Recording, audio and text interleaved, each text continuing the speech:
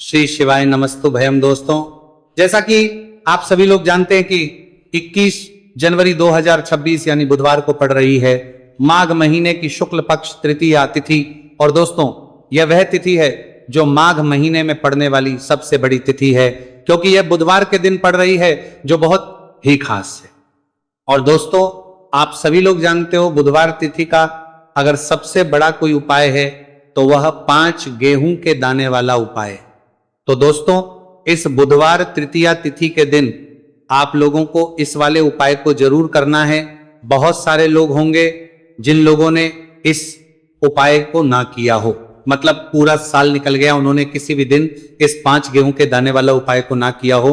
पर दोस्तों, आपके पास एक आखिरी मौका बचा हुआ है, जो कि 21 जनवरी बुधवार तृतीया तिथि के दिन है। तो इस दिन आप लोगों को इस वाले उपाय को जरूर कर लेना है।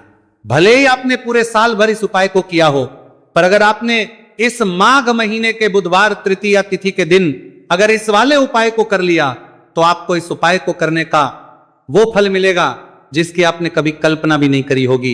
इसीलिए आप लोग इस वाले उपाय को एक बार जरूर कर लेना, ताकि आप लोगों के हाथ से यह मौका ना जा सके और आपको इस उपाय को करने का फल मिल सके। दोस्तों, यह उपाय पंडित जी ने अपनी अभी की ही शिव महापुराण की कथा में बताया है, जिस उपाय को आज हम आपको बहुत अच्छे से समझाने वाले हैं। इस वीडियो को देखने के बाद इस उपाय को समझने के लिए आपको कोई और वीडियो को देखने की जरूरत नहीं पड़ेगी।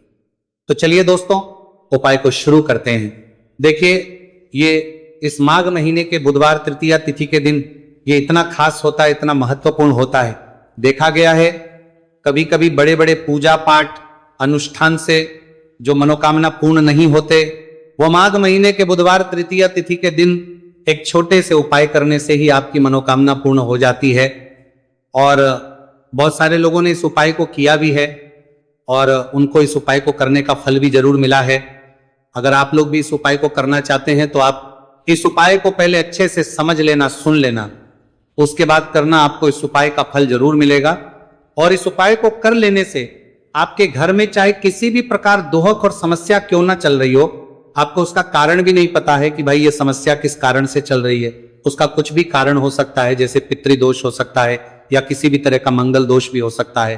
तो इस दिन आप लोगों को ये वाला उपाय कर लेना है।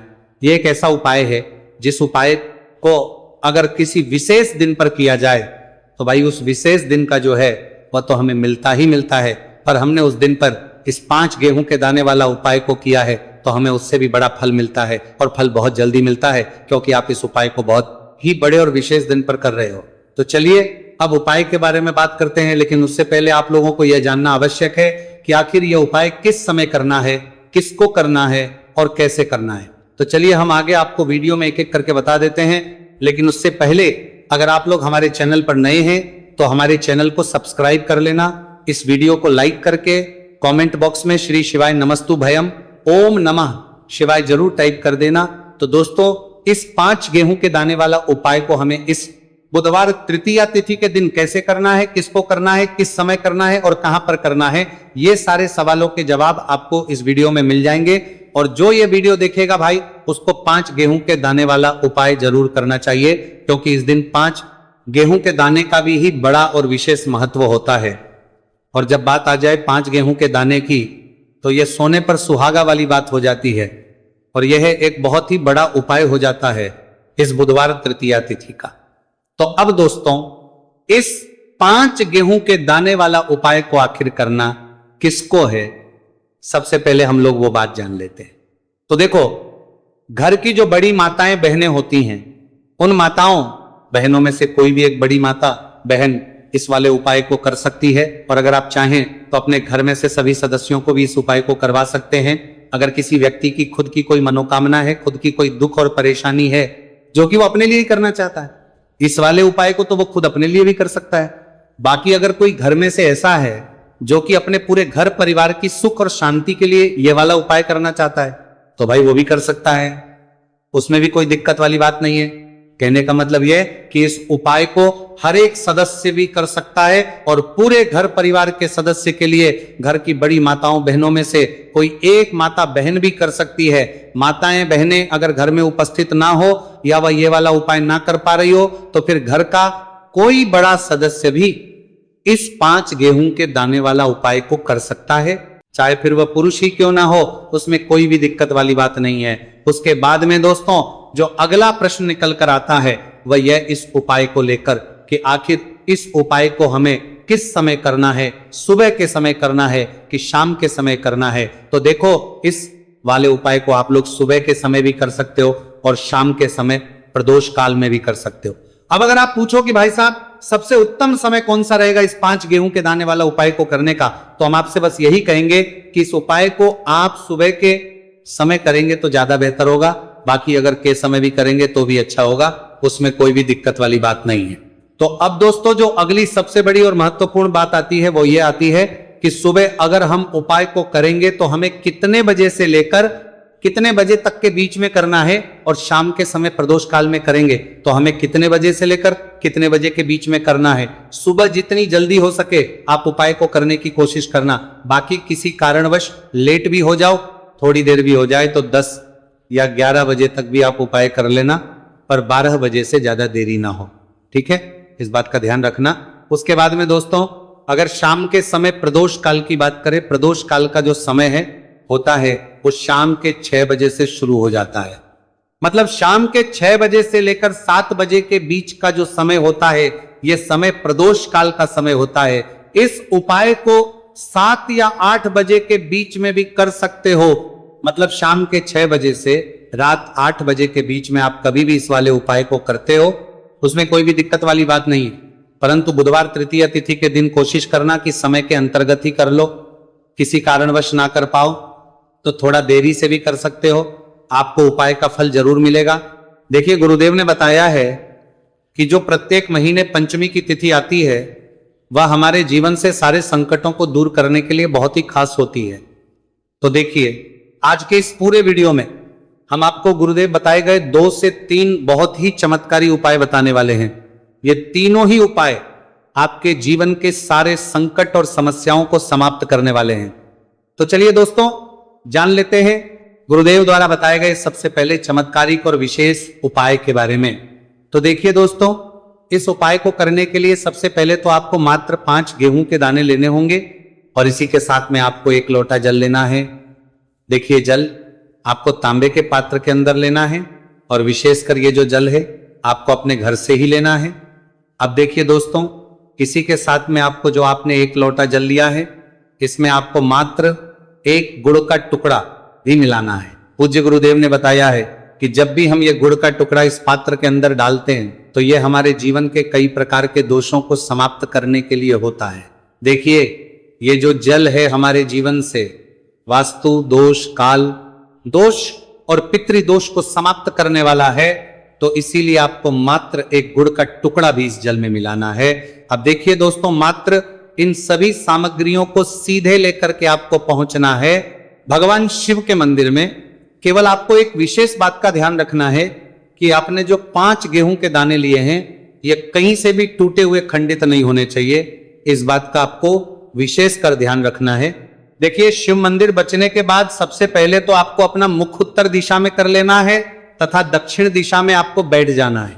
लेकिन शिव मंदिर में यदि भीड़ अधिक है तो फिर आप किसी भी दिशा में बैठकर इस उपाय को कर सकते हैं। देखिए, इस उपाय को करने के लिए सबसे पहले तो आपको एक कार्य करना है। आपके पास जो 5 गेहूं के दाने हैं इन्हें आपको अपने हाथ में लेना है और आपने जो ये गुड़ से युक्त जल तैयार किया था ये जल आपको इन गेहूं के दाने पर डालना है। यानी कि आपको ये जो गेहूं के दाने ही शिवलिंग पर गीले के ही अर्पित करने हैं, क्योंकि सूखी चीजें हम कभी भी शिवलिंग पर अर्पित नहीं करते हैं। अब देखिए दोस्तों, आपको एक कार्य करना है। आपके पास 5 गेहूं के दाने हैं तो इनमें से आपको 4 गेहूं के दाने अलग कर लेने हैं और ये जो 4 गेहूं के दाने हैं इन्हें आपको एक साथ शिवलिंग पर जहां श्री गणेश जी का स्थान होता है, यानी कि शिवलिंग के सीधी तरफ जहां पर गणेश जी विराजमान होते हैं वहां पर आपको 4 गेहूं के दाने अर्पित कर देने हैं और आपको श्री शिवाय नमस्तुभयम या फिर ओम नमः शिवाय इस मंत्र का कम से कम 11 बार जाप कर लेना है। देखिए, आपको 4 गेहूं के दाने शिवलिंग के सीधी तरफ अर्पित कर देने हैं। अब इसके बाद आपके पास जो अंतिम गेहूं का दाना बचा हुआ था, 5वां गेहूं का दाना, इससे आपको जो आपके पास जल का पात्र है उसमें डाल देना है और ये जो जल है इसे आपको धीरे धीरे भगवान शिव के शिवलिंग पर ही अर्पित कर देना होगा। श्री शिवाय नमस्तु भयम इस मंत्र का लगातार जाप करते हुए गुरुजी ने बताया है, यह जल आपको इतने धीरे धीरे अर्पित करना है कि आप जल समर्पित करते हुए कम से कम 11 बार श्री शिवाय नमस्तु भयम इस मंत्र का जाप अवश्य कर सकें। अब आपको शिवलिंग के सामने बैठकर थोड़ी सी देर मंगलेश्वर महादेव का स्मरण कर लेना है, क्योंकि विशेषक ये तृतीया तिथि बुधवार के दिन पड़ी है, इसीलिए आपको अवधूतेश्वर महादेव का स्मरण करना है। अब आपको आपके जीवन में जो भी असफलताएं चल रही हैं उन्हें दूर करने की प्रार्थना कर लेनी है। व्यापार में अगर आपको सफलता नहीं मिल पा रही है, आपका बच्चा पढ़ाई लिखाई नहीं कर पाता है, या फिर आपके विवाह में विलंब हो रहा है, तो जिस भी प्रकार की आपकी समस्या है उसे आपको महादेव के समक्ष रख देना है। गुरुदेव ने बताया है जो भी व्यक्ति ये उपाय इस प्रकार से कर लेता है तो उसके जीवन की जो सारी परेशानियां हैं वह धीरे धीरे करके समाप्त होने लगती हैं। चलिए दोस्तों, हम जान लेते हैं गुरुदेव द्वारा बताए गए दूसरे खास उपाय के बारे में। देखिए, ये जो उपाय है आपके जीवन में चल रही कर्ज की समस्या को समाप्त करने के लिए है। देखिए, पूज्य गुरुदेव कहते हैं कि कई बार हम कर्ज तो ले लेते हैं, लेकिन उससे उतारते समय हमें कई प्रकार की कठिनाइयों का सामना करना पड़ता है। और जब हमारा यह कर्ज नहीं उतरता है तो हमारे दिमाग में केवल एक ही बात रहती है कि एक बार है कर्ज उतर जाए, उसके बाद में जीवन में कभी भी कर्ज नहीं लूंगा। तो विशेषकर जीवन से कर्ज से जुड़ी हुई समस्या को समाप्त करने के लिए आपको ये चमत्कारी उपाय करना है। देखिए, इस उपाय को करने के लिए सबसे पहले तो आपको मात्र एक लोटा शुद्ध जल लेना हो तांबे के पात्र के अंदर, अपने ही घर से। इसी के साथ में आपको मात्र एक गुड़ का टुकड़ा भी लेना होगा। गुड़ का टुकड़ा आपको मात्र छोटा सा ही लेना, और सबसे आखिर में आपको मात्र मसूर की दाल लेनी होगी। यदि आप चाहे तो मसूर की दाल 11 भी ले सकते हैं, या फिर 21, 41, 41, 41 या फिर 108, जितनी भी आपके पास मसूर की दाल उपलब्ध है उतनी मात्रा में आप मसूर की दाल ले सकते हैं। अब मात्र ये जो तीनों ही सामग्रियां हैं इन्हें सीधे लेकर के आपको पहुंचना है भगवान शिव के मंदिर में। पूज्य गुरुदेव ने बताया है कि यह उपाय चाहे तो शाम के समय में भी कर सकते हैं। शाम को प्रदोष काल के समय में यदि आप यह उपाय करते हैं तो आपके लिए सर्वोत्तम होता है। प्रदोष काल के समय यदि आप ये उपाय नहीं कर सकते तो फिर आप ये उपाय सुबह से लेकर के शाम तक किसी भी समय में कर सकते हैं। देखिए, मंदिर पहुंचने के बाद सबसे पहले तो आपके पास जो गुड़ का टुकड़ा है इसे आपको उस जल के पात्र के अंदर डाल लेना है, और ये जो जल है इसे आपको भगवान शिव की शिवलिंग पर धीरे अर्पित कर देना है। श्री शिवाय नमस्तु भयम इस मंत्र का लगातार जाप करते हुए और तुमरुकेश्वर महादेव का स्मरण करते हुए। अब देखिए, आप जो मसूर की दाल लेकर के गए थे इन्हें आपको एक एक करके शिवलिंग पर अर्पित करना है। आपको एक मसूर की दाल शिवलिंग पर अर्पित करनी है, फिर आपको आर्यन मुक्तेश्वर महादेव का स्मरण करना है, फिर दूसरी मसूर की दाल आपको शिवलिंग पर अर्पित करनी है, फिर आपको आर्य मुक्तेश्वर महादेव का करना है।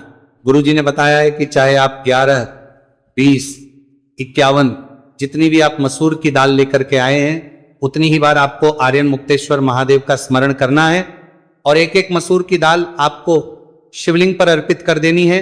पूज्य गुरुदेव ने बताया है कि जो भी व्यक्ति लगातार 5 बुधवार इस उपाय को कर लेता है तो गुरुजी ने बताया है कि इस उपाय को करने के बाद हमारे जीवन में धन प्राप्ति के रास्ते कहीं ना से खुल ही जाते हैं। तो इस प्रकार से आप कर्ज मुक्ति के लिए दूसरा उपाय कर सकते हैं। अब दोस्तों, हम जानते हैं तीसरे विशेष और चमत्कारिक उपाय के बारे में। देखिए, यह उपाय विशेषकर ऐसे लोगों को करना है जिनके शरीर में कोई भी रोग हो गया है, कोई भारी बीमारी हो गई, या फिर जिनके बिजनेस में व्यापार में बढ़ोतरी नहीं हो पा रही, लगातार उनका व्यापार ठप होते जा रहा है, या फिर उन्हें अपने नौकरी में पदोन्नति नहीं प्राप्त हो पा रही है, या फिर यदि जीवन में धन की प्राप्ति नहीं हो पा रही है, तो विशेषकर ऐसे लोगों को यह उपाय करना है। देखिए, इस उपाय को करने के लिए आपको मात्र एक लोटा शुद्ध जल लेना होगा तांबे के पात्र के अंदर अपने घर से। अब देखिए, इसी के साथ में आपको मात्र 5 बेलपत्र लेनी है। देखिए, यदि आपको बेलपत्र प्राप्त नहीं हो पाती है तो आप शिवलिंग पर चाहिए हुई बेलपत्र को पुनः शुद्ध जल से धो करके उनका उपयोग कर सकते हैं, लेकिन आपको ध्यान है कि जो बेलपत्र है वह कहीं से भी टूटे हुए खंडित नहीं होनी चाहिए। तो देखिए, आपको मात्र ये जो दोनों ही सामग्रियां हैं इन्हें लेकर के पहुंचना है भगवान शिव के मंदिर में। यह उपाय भी आप सुबह से लेकर के शाम तक किसी भी समय में कर सकते हैं। देखिए दोस्तों, मंदिर पहुंचने के बाद सबसे पहले तो आपके पास जो 5 बेलपत्र हैं, इन 5 ही बेलपत्र की डंडी को आपको पकड़ करके और शिवलिंग पर जहां श्री गणेश जी का स्थान होता है वहां पर आपको ये बलपत्रियां स्पर्श, आपको ये बलपत्रियां रखनी नहीं है, केवल आपको टच करवानी है। आपको पांचों बेलपत्र को एक साथ स्पर्श करवानी है। बेलपत्र को स्पर्श करते समय आपकी जो भी मनोकामना हो, चाहे आपको व्यापार, चाहे आपकी व्यापार से जुड़ी हुई कोई भी मनोकामना हो, या फिर आपकी नौकरी के लिए, या फिर आपकी अपनी किसी भी प्रकार की मनोकामना हो जिसके लिए आप ये उपाय कर रहे हैं, तो उस मनोकामना की पूर्ति के लिए आपको प्रार्थना कर ले हैं। और ये जो बेलपत्र है, इन आपको श्री गणेश जी वाले स्थान से उठा करके सीधे शिवलिंग पर अर्पित कर देनी है। देखिए, पांचों ही बेलपत्री आपको इस प्रकार से अर्पित करनी है कि जो चिकनी साइड है वो शिवलिंग से स्पर्श रहेगी, डंडी वाला भाग जलाधारी को रहेगा। इस प्रकार से आपको ये 5 ही बेलपत्रियां शिवलिंग पर अर्पित कर देनी है। अंत में जो आपके पास एक लोटा शुद्ध जल है, इसे भी धीरे धीरे भगवान शिव के शिवलिंग पर ही अर्पित कर देना होगा। श्री शिवाय नमस्तु भयम, इस मंत्र का जाप करते हुए पूज्य गुरुदेव ने बताया है कि जो भी व्यक्ति बुधवार के दिन पड़ने वाली इस विशेष तृतीया तिथि पर यदि उपाय कर लेता है, तो उसके जीवन की कोई ऐसी मनोकामना नहीं जिसे हमारे महादेव परिपूर्ण ना कर सके।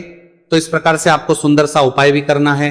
तो दोस्तों, ये थे पूज्य गुरु जी द्वारा बताए गए बहुत ही खास उपाय।